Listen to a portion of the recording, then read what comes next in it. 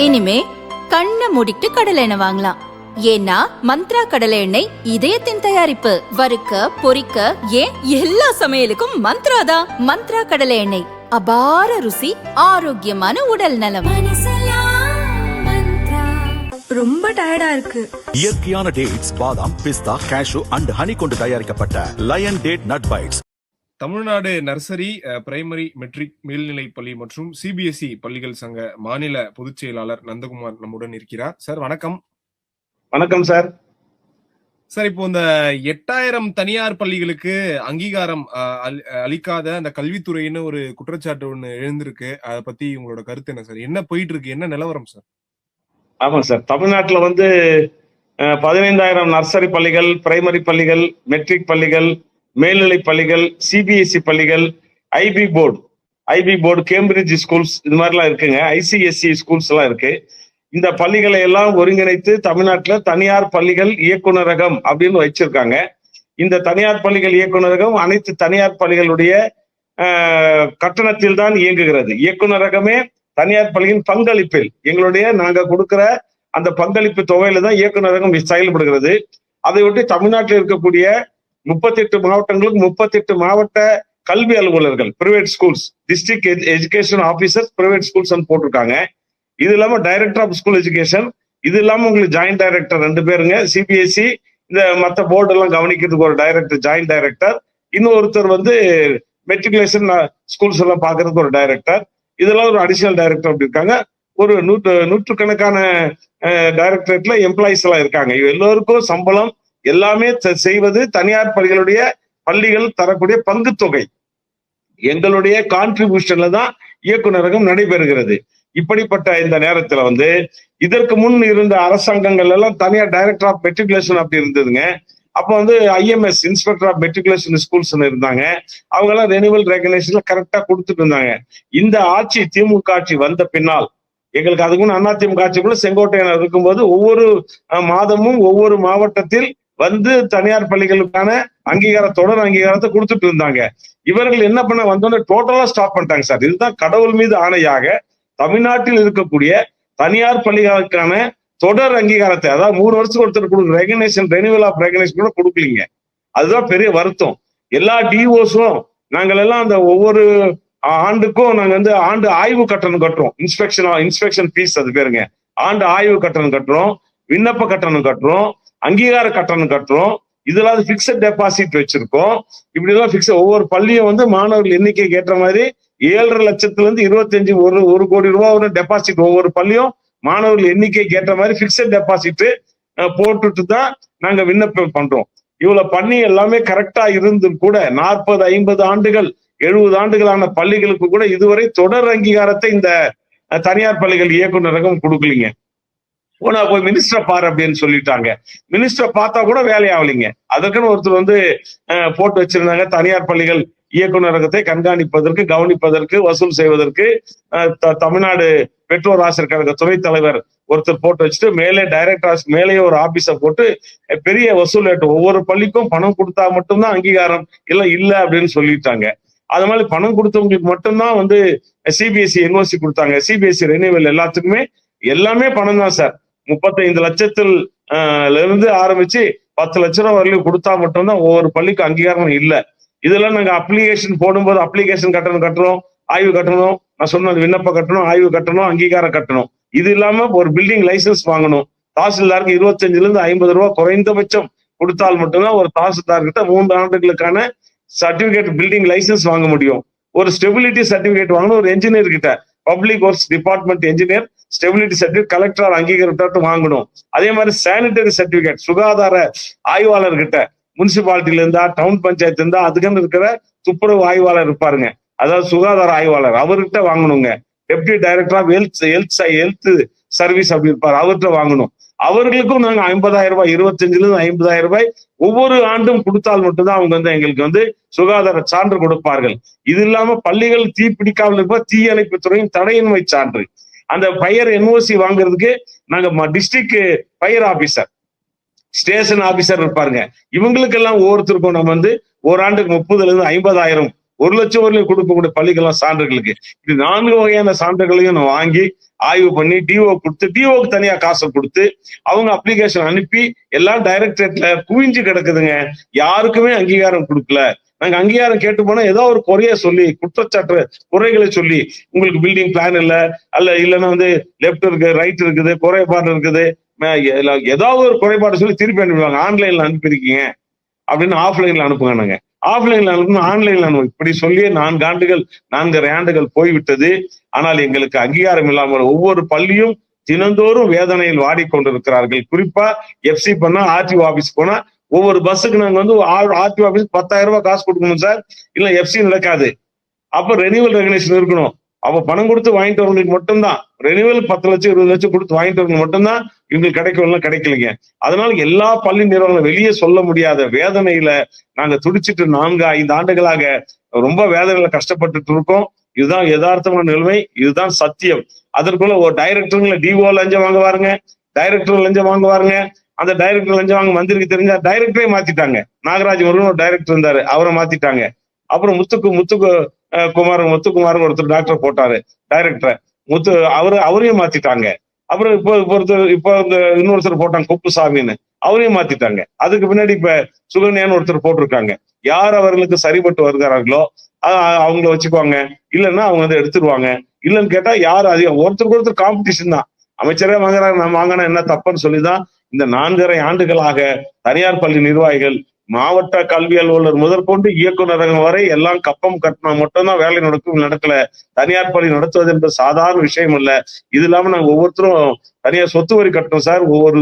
ஒவ்வொரு பள்ளிக்கூடமும் 8 லட்சம் 10 லட்சம் வருடந்தோறும் 6 மாதங்களுக்கு ஒரு முறை சொத்து வரி கட்டணும், தொழில் வரி கட்டணும், நில வரி கட்டணும், நீர் வரி கட்டணும், பஸ்ஸுக்கு வந்து சாலை வரி கட்டணும், இருக்கை வரி கட்டணும், இன்சூரன்ஸ் கட்டணும், எஃப்சி செய்யணும். எஃப்சிக்கு ஒவ்வொரு பஸ்ஸுக்கும் 10 பஸ் 20 பஸ் எல்லாம் வச்சிருக்காங்க. ஒவ்வொரு பஸ்ஸும் குறைந்தபட்சம் ஆர்டிஓக்கு மட்டும் 10,000 ரூபாய் கொடுக்கணும். கட்சிகள் மீட்டிங் நடத்தினா அந்த கட்சிகள் மீட்டிங்களுக்கு வண்டி அனுப்பணும். முதலமைச்சர் வராரு, வந்து இந்த அமைச்சர் அந்த அமைச்சர், எந்த அமைச்சர் வந்தாலும் எங்க பள்ளி வாகனங்களை அவங்க சொல்ற இடத்துக்கு அனுப்பணுங்க. அதனால இவ்வளவு பல்வேறு சிக்கல் எங்களுக்கு கொஞ்சம் நஞ்சம் கஷ்டம் கொடுக்கலீங்க.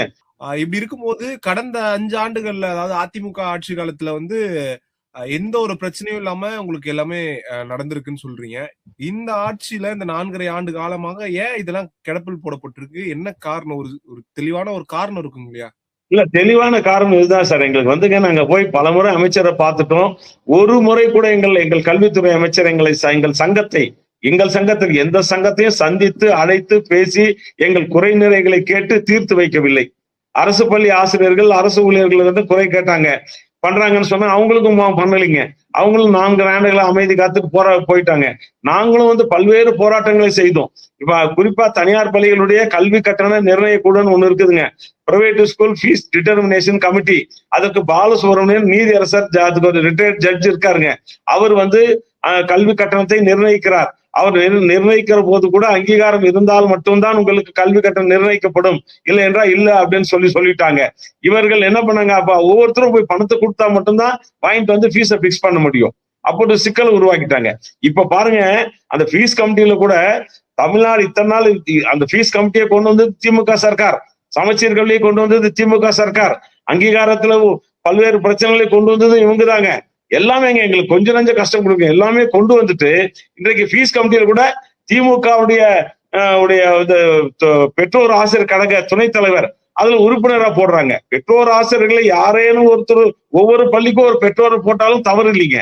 ஆனால் பெற்றோர் ஆசிரியர் கழகத்திலே துணைத் தலைவர், அவர் திமுகவை சேர்ந்தவர், முன்னாள் எம்எல்ஏ, அமைச்சருடைய பிஏ, அவரை வந்து இந்த ஃபீஸ் கமிட்டியில போட்டு அவர்கிட்ட கையெழுத்து வாங்கி அவர் சொல்றவங்களுக்கு மட்டும் ஃபீஸ், அவர்களுக்கு சொல்ற மாதிரி அவர் கேட்பதை கொடுத்தால் அதற்கேற்றார்கள் கல்வி கட்டணத்தை நிர்ணயிப்பது என்கிற ஒரு சட்டத்தை கடைசி நேரத்தில் செய்துவிட்டு போய்விட்டார்கள்.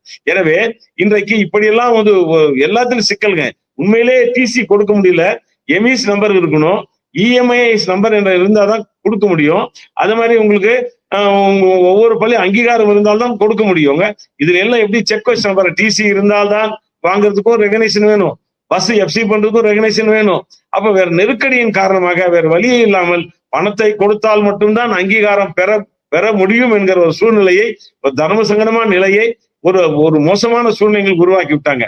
கொடுத்தாலும் கொடுக்கறது இல்லைங்க. கொடுத்தாலும் 6 மாதங்கள் வருட கணக்கில வைத்திருந்து அவர்கள் மீண்டும் கொரீஸை போட்டு குறைகளை சொல்லி கோப்புகளை திருப்பி அனுப்பி வேண்டிய மட்டும் வந்தவர்களும் கரெக்டா கலந்துக்கிட்டு எல்லாருக்கும் கரெக்டா போய் சேர்ந்தா பாக்குறாங்க. இப்ப லேண்ட் பில்டிங் லைசன்ஸ் கொடுக்கறது sanitary, fire and OC, building license எல்லாம் வைத்து கொண்டுதான் கொடுக்குறாங்க. மீண்டும் வந்து பாத்தீங்கன்னா தாலுகா தாசில்தார் கேட்கிறாரு, தாசில்தார்ட்ட போய் லேண்ட் சர்டிபிகேட் வாங்கிட்டு வாங்க புதுசா ஒண்ணு உருவாக்கிட்டாங்க. ஏன்னா மீண்டும் தாசில்தாருக்கு ஒரு பணம் கொடுக்கணுங்க. பட்டா சிட்டா அடங்கல் எஃப்எம்பி ஸ்கெட்ச் எல்லாத்தையும் வச்சுதான் இந்த நிலம் இவருக்கு சொந்தம், இந்த கட்டிடம் இங்க கட்டியிருக்காங்க, அது பட்டா அதுக்கான வரி செலுத்தப்பட்டதுக்கு சொத்து வரி செலுத்த எல்லாத்தையும் வைத்துதான் பில்டிங் லைசன்ஸ் கொடுக்குறாங்க. மீண்டும் பற்றாக்குறைக்கு புதிதா ஒரு ஆவணம் லேண்ட் சர்டிபிகேட் வாங்கிட்டு வாங்கன்றாங்க. இப்படி சம்பந்தப்பட்ட துறை அதிகாரிகள் அனைவரும் சேர்ந்து கூட்டாக கொள்ளையடிப்பதற்குத்தான் தனியார் பள்ளிகளை வைத்துக் கொண்டிருக்கிறார்களே தவிர உண்மையிலே தனியார் பள்ளிகள் சிறந்த கல்வியை 86 லட்சம் பேர் படிக்கிறாங்கன்னு அரசாங்கமே சொல்லுதுங்க. அரசு பள்ளியை காட்டிலும் அதிகமான மாணவர்கள் படிக்கிறாங்க. அரசுக்கு 5 பைசா செலவு இல்லைங்க, 5 பைசா செலவில்லை. நாங்கள் இது இல்லாம வந்து பார்த்தா கடந்த 10 ஆண்டுகளுக்கு மேலாக RTE என்ன சொல்லக்கூடிய அனைவருக்கும் இலவச கட்டாய கல்வி சட்டத்தின்படி மாணவர்கள் 25% LKG வகுப்பிலே அரசு tahsildar, VAO, RIE, DO office, இவங்க CO ஆபீஸ், டைரக்டர் அந்த சம்பந்தப்பட்ட அதிகாரிகள் வந்துதான் தேர்வு செய்து ஆன்லைன்ல விண்ணப்பித்து அவர்களுக்கு RTE கட்டணம் 10 லட்சம் பேர் படிக்கிறாங்க. இந்த ஒரு வருஷத்துக்கு 1 லட்சம் பேர் வீதம் 10 ஆண்டுகளா 10 லட்சத்திற்கும் மேற்பட்ட மாணவர்கள் படித்துக் கொண்டிருக்கிறார்கள். அவர்கள் கடந்த 2 ஆண்டுகளாக RTE கல்வி கட்டணத்தை இந்த அரசாங்கம் தரவில்லை. நாங்கள் போராடி நீதிமன்றத்தில் வழக்காடி கண்டெம்ட் கேஸ் போட்டு அதுக்கு பின்னாடிதான் இவங்க அந்த பணத்தை வந்து மத்திய அரசு கொடுக்கல அப்படின்னு பொய்ய சொல்லி பின்னாடி போராடி தான் கொடுத்திருக்காங்க. அதுலயும் கட்டணத்தை குறைச்சிட்டாங்க.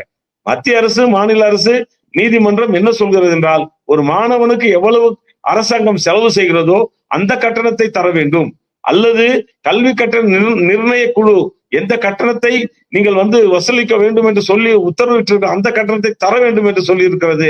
ஆனால் இவர்கள் வெறும் 6000 ரூபாய் மட்டும்தான் LKG UKG வகுப்புகளுக்கு தந்து கொண்டிருக்கிறார்கள். இப்படியெல்லாம் பல பள்ளிகள் இன்னும் கட்டணம் வரலீங்க. எனவே இதை பார்த்தா ஒவ்வொரு நாளும் பள்ளிகளை வாட்டி வதைத்து சித்திரவதை செய்து கொண்டிருக்கிறார்கள் என்றுதான் சொல்லணும். இதுதான் நிஜங்க. கௌரவமா வெளியே போயிட்டு வரோமே தவிர வாங்கிய கடனுக்கு வட்டியும் தவணையும் கட்ட முடியாமல் RTO ஆபீஸ்ல தாங்க முடியாது. ஒவ்வொரு வருஷம் வண்டியில் நாங்க FC பண்ணணுங்க. அதுதான் பெரிய கொடுமைங்க. ஒவ்வொரு வருஷம் FC பண்ணணும். இப்படி பல விஷயங்களை வந்து அரசாங்கம் தொடர்ந்து எங்களுக்கு தொல்லை கொடுப்பதன் மூலம் நாங்கள் நிம்மதி இழந்து இருக்கிறோம். அதுதான் நிஜமான விஷயங்க. சார், அமைச்சரை நீங்க பாத்திருப்பீங்கன்னு நினைக்கிறேன், பல முறை பாத்திருப்பீங்கன்னு நினைக்கிறேன். ஆமாங்க. என்ன சொல்லியிருக்காரு உங்ககிட்ட, என்ன சொன்னாரு அப்பெல்லாம் நீங்க சந்திக்க போதெல்லாம்? நாங்க பல முறை பார்த்தோம், கோரிக்கை மனு அனுப்பிச்சுட்டே இருக்கிறோங்க. முழுக்க கோர்ட்ல கேஸ போட்டுதான் இவ்வளவு விஷயங்கள் நாங்கள் வந்து ரெனிவல் கொடு, ரெகனைசேஷன் கொடு, RTE ஃபண்டு கொடு, இப்படி எல்லாம் சொல்லி பல விஷயங்கள் பண்ணியிருக்கோம். அதுவும் அங்கீகாரம் பெற்று 10 ஆண்டுகளான பள்ளிகளுக்கு நிரந்தர அங்கீகாரம் கொடுக்க வேண்டும் என்று ஏற்கனவே ஒரு அரசாணை இருந்தது. இவர்கள் வந்து நிறைய நூற்றுக்கணக்கான பள்ளிகளுக்கு ஏற்கனவே கொடுத்து முடிச்சுட்டாங்க. ஆனா இப்ப வந்து கும்பகோணத்தை காரணத்தை காட்டி கடந்த 10-20 ஆண்டுகளாக அவர் நிறுத்தி விட்டார்கள். இப்பொழுது நிரந்தர அங்கீகாரம் தர வேண்டும் என்று நீதிமன்றம் சொல்லி கூட இன்னும் கொடுக்கலீங்க. அரசாணை இந்த ஆட்சி போகிற போது ஒரு அரசாணையை போட்டு விட்டு போனார்கள். ஆனால் அதற்கும் இந்த அரசு, இந்த பள்ளி கல்வி இயக்குநரகம், தொடக்க கல்வி இயக்குநரகம் எந்த நிரந்தர அங்கீகாரத்தை கூட கொடுக்கலீங்க. அதே மாதிரி பள்ளி கட்டிடங்கள், கிராமப்புற கட்டிடங்களுக்கு எல்லாம் வந்து 2011 வரை வந்து கட்டிடங்களுக்கான அனுமதி ஏற்கனவே பஞ்சாயத்துல வாங்கியிருப்பாங்க. எல்லா கட்டிடங்களும் பஞ்சாயத்துல அனுமதி பெற்றுதான் கட்டியிருக்காங்க. ஏற்கனவே சட்ட திட்டங்கள் எப்படியோ அப்படி கட்டியிருக்காங்க, அனுமதி கொடுத்துட்டாங்க. சார், இப்போ ஆட்சியே முடிய போகுது, அதாவது முடிஞ்சிருச்சுன்னே வச்சுக்கலாம், எலெக்ஷன் வர வருது. அடுத்தது என்ன நடக்கும்? அதாவது இவங்களே தொடருவாங்களா, இல்ல ஆட்சி மாற்றம் நடக்குமா என்னன்னு தெரியல. இதுக்கான தீர்வு என்ன சார்? இவங்க வந்தா திருப்பியும் கிடப்பில் போடுவாங்களா, இல்ல ஆட்சி மாற்றம் வந்தா கண்டிப்பா ஏதாவது நடக்குமா?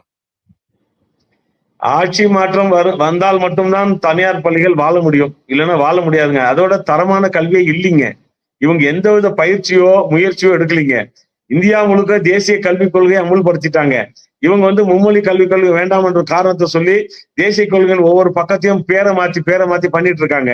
மாநில கல்விக் கொள்கைன்னு அறிவிச்சாங்க. 5 ஆண்டுகள் முடிஞ்சிருச்சு, இன்னும் மாநில கல்விக் கொள்கையை வந்து அறிவிச்சிருக்காங்களே தவிர அதுக்கான பாடத்திட்டம் தயாரிக்கல.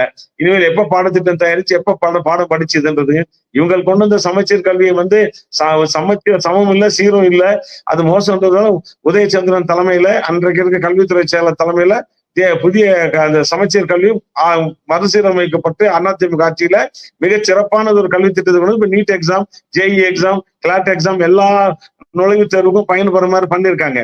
இதோட இன்னும் நல்லா சிறப்பா பண்ணும். இந்தியா முழுசும் ஒரே கல்வி தான் நல்லா இருக்கும்னு எல்லாம் மக்கள் விரும்புறாங்க. அதற்காக தான் இன்னைக்கு எல்லா பள்ளிகளும் சிபிஎஸ்இ நோக்கி போயிட்டு இருக்காங்க. இவர்கள் வந்தால் தனியார் பள்ளிகள் மட்டுமல்ல தமிழ்நாடு கல்வியை தரம் தாழ்ந்து போயிடுங்க. இன்னும் சொல்ல போனா இன்னைக்கு தனியார் பள்ளிகள் தான் இன்னைக்கு ரிசல்ட் 10th +2 ரிசல்ட் நல்ல ரிசல்ட் கொடுத்துட்டு இருக்குங்க. இதற்கு முன்னே இருந்து பாத்தீங்கன்னா 1200 மார்க் 500 மார்க் ஆக்கிட்டாங்க திமுக ஆட்சியில கடந்த முறை. இப்ப ஆக்கிட்டாங்க. இப்ப பாத்தீங்கன்னா அந்த இதை தொடருங்க. இப்ப எங்க 1200 மார்க்கும் போயிடுச்சு, எங்களுக்கு தேர்வும் போயிடுச்சு. 11th எக்ஸாம் எழுதினா 11th எக்ஸாம் போயிடுச்சுங்க. மீண்டும் திமுக ஆட்சி தமிழ்நாட்டில் வந்தால் தமிழக கல்வி இன்றைக்கு ஏற்பட்டிருக்கிற மோசமான சூழ்நிலை மட்டும் இல்லை, எல்லா மாணவர்களும் எங்கள் பள்ளி தொட்டு சாதாரண கிராமத்தோட பள்ளிகள் வரலும் பார்த்தோமானால் இன்றைக்கு மாணவர்கள் கஞ்சாவுக்கு அடிமையாகி விட்டார்கள், புகைப்பழக்கத்திற்கு தீய பழக்கத்திற்கு குடிக்கு அடிமையாகி விட்டார்கள். பெண்கள் பல்வேறு இடங்களில் குழந்தைகள் பெரியவர்கள் வரை இன்றைக்கு பள்ளி குழந்தைகள் இன்றைக்கு பாலியல் பலாத்காரத்தால் ஆக்கிரமிக்கப்பட்ட போக்சோ சட்டங்கள் அதிகமா போட்டிருக்கிறது தனியார் பள்ளி அரசு பள்ளி ஆசிரியர்கள் மீதுதான். பாவம் அரசு பள்ளி ஆசிரியர்கள் படிக்கலன்னு ஏன்டா படிக்கலன்னு கேட்டா இங்க தொட்டா அங்க தொட்டான்னு பொய்ய கேஸ கொடுக்குறாங்க. ஃபீஸ் கட்டல, ஏன் ஃபீஸ் கட்டலன்னு கேட்டா போக்சோ கேஸ் கொடுத்துட்றாங்க. அதனால அதுல ஒரு நியாயம் தர்மமே இல்லைங்க. 10,000க்கும் மேற்பட்ட வழக்குகள் போக்சோ வழக்குகள் போடப்பட்டிருக்கு. எனவே சட்டம் ஒழுங்கு சீர்கெட்டு போய் கிடக்குது, கல்வி நிலைமை மோசமாகி இருக்கிறது, மாணவர்கள் கல்வித்தரம் தாழ்ந்து போய் இருக்குது. அதுவும் ஆசிரியர்கள் சொல்ல வேண்டாம் அப்படிலாம் சொல்லி இருந்தோங்க. அதனால இவங்க போயிடுவாங்கன்ற நம்பிக்கையோட காத்துட்டு இருக்கோம். வேற வழியே இல்லை எங்களுக்கு. ஆட்சி மாற்றம் வந்தால் மட்டும்தான் தமிழ்நாட்டுல தனியார் பள்ளிகளுக்கு விடிவு காலம், தனியார் பள்ளி அங்கீகாரம் புதுப்பிக்கப்படும். எங்களுக்கு இருக்கிற இந்த கொஞ்சம் டெய்லி இருக்கக்கூடிய பைனான்சியல் கிரைசஸ், அதாவது பொருளாதார நெருக்கடிகள் எல்லா வகையுங்க. உள்ளாட்சியில டெய்லி சீல் வைக்கிறான் சார், பல ஸ்கூல் சீல் வச்சுட்டான். குப்பை அல்றது இல்லைங்க, குப்பை வரி தனியா வசூலிக்கிறாங்க. எல்லா பிரச்சனைங்க எல்லா பக்கம் பள்ளி நடத்த ஒவ்வொரு லோக்கல் ரவுடிஸ் எல்லாம் அங்கங்க கட்சிக்காரங்க பிரச்சனை பண்றாங்க. அதனால இந்த மாற்றம் குறிப்பா பாருங்க, அந்த கள்ளக்குறிச்சியில அந்த பள்ளிக்கூடத்துல அந்த மாணவிக்கு ஏற்பட்ட அந்த அவர் தற்கொலை செய்து கொண்டு அந்த பள்ளியை அடிச்சு நொறுக்கி சின்னாபின்னம் ஆக்கிட்டாங்க.